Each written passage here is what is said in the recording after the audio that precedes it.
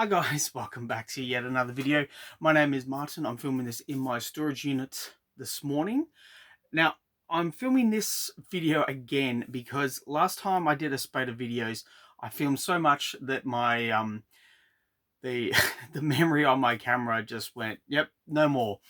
So I had to wipe a whole lot of stuff, and yeah, I was halfway through filming this and it just stopped. So yeah, there we go. But since I filmed it, it's been about a week now, and I have bought a few things, and there's a few more things to discuss. So today is Sunday morning.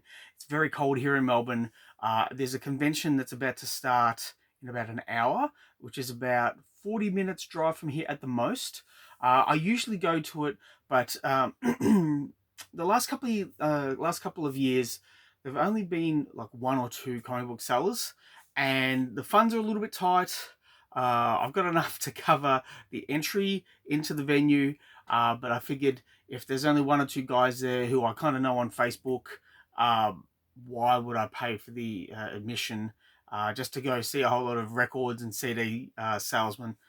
Because that's purely what it is. It's a records and comics fair, but it's mainly records, and it's in the main room, and it's just wall to wall.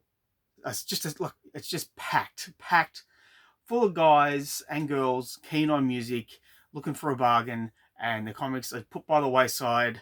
They used to have a big side room, which was interesting to go to because you could always pick up a deal. But yeah, they've stopped doing that ever since the lockdowns. They just haven't come back. The sellers haven't come back, and therefore I'm not coming back. But yesterday I went out with my son, and we went here and there, just stuffing around as we like to do. I went to this shop on Free Comic Book Day, and I saw this toy. And I'm going to take the Triton out if it comes out. No, I'll keep it in. So I saw this guy at the store, and I didn't think I had him. And so my son and I, we went back there, and obviously I've bought him. And then I've come home and I've realized I do have this Aquaman figure. However, not this variant. So I'll bring it up very close to the camera. You can see he's got a bit of neck beard, and he's also got cross eyes for some reason.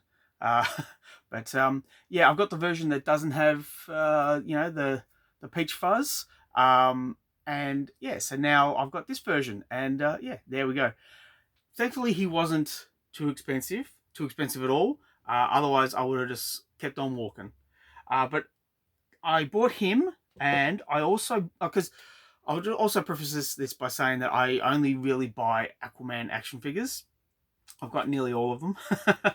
But I did pick up this guy. They gave me this. There we go. So it's meant to be Ant-Man or Hank Pym, or sorry, Scott Lang. Scott Lang.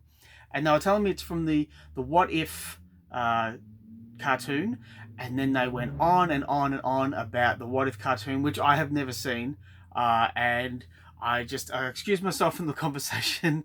I went, thank you very much, gotta go, see you later, enjoy your What If conversation. I'm just here, not for the head, but I wanted to buy Howard the Duck. Again, I saw him on Free Comic Book Day, and I thought, oh, I haven't seen this guy before, and I've got the Funko of Howard the Duck, and I know that there's another figure that came with Silver Surfer. I don't have that one, but yeah, I saw him, and I thought, yeah, that looks pretty cool. So yeah, I picked him up.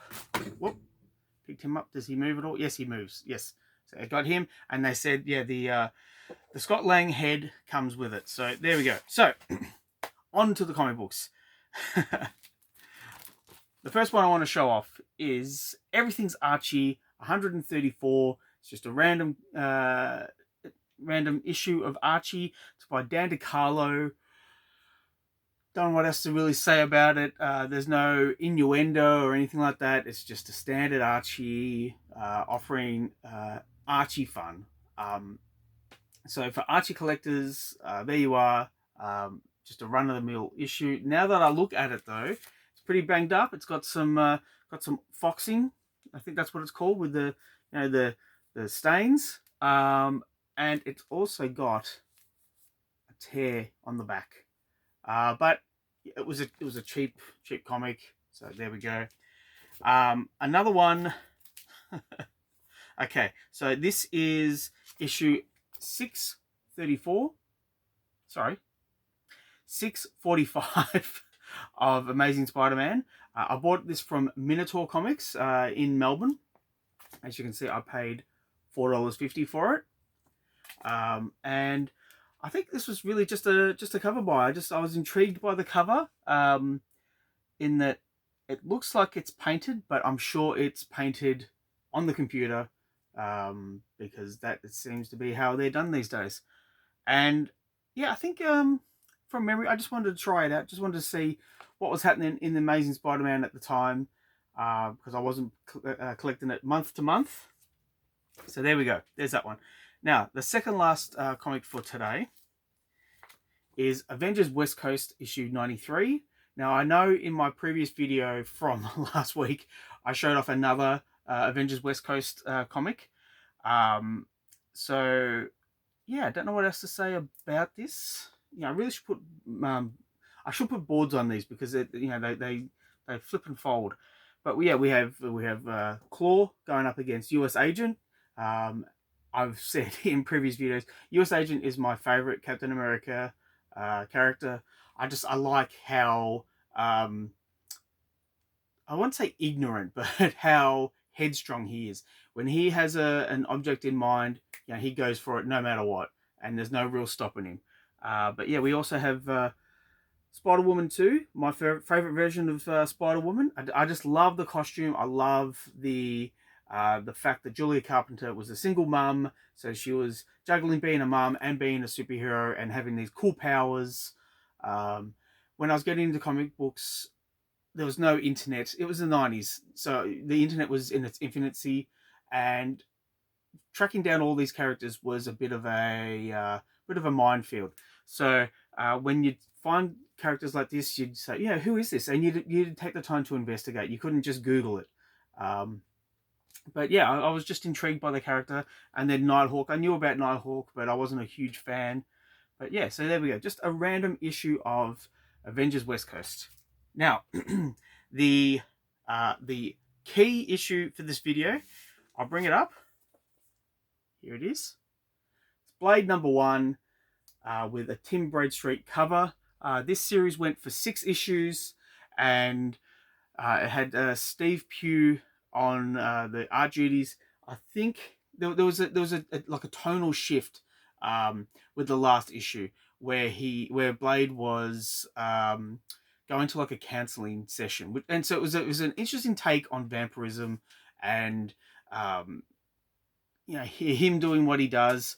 But yeah, it was just interesting. I don't know if it was meant to go on further than 6 issues, but I mean, look, this is a beautiful cover. I'm sure people were intrigued by it.